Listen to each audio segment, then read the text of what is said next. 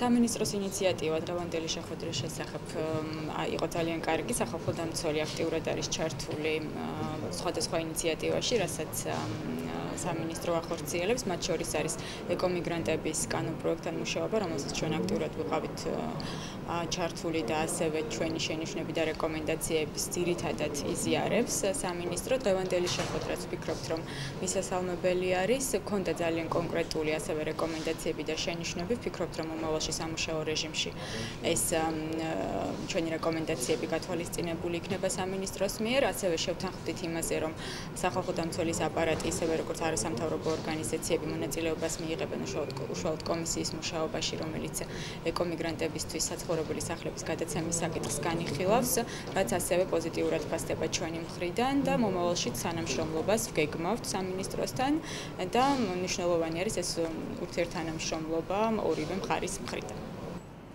სამინისტროში გასულ წლებში იყო მხოლოდ ერთ-ერთი მიდგომა, ეს იქიდაზელებო ოჯახებს ეკომიგრანტებს სამინისტროს თავაზობდა მხოლოდ სამინისტროს სახელმწიფოს მიერ მოძიებულ და შესყიდულ სახლებს, რასაც ჰქონდა გარკვეული უარყოფითი შედეგებიც, ამიტომ უკვე ახალი მიდგომა ჩამოყალიბდა სამინისტროში თვითონ იქიდაზელებებს ბენეფიციარებს ეძლევა საშუალება მოიძიონ საცხოვრებელი სახლები, რაც გამორიცხავს უკვე მათი მხრიდან როგორც უკმაყოფილებას, ასევე უკმიგრაციას.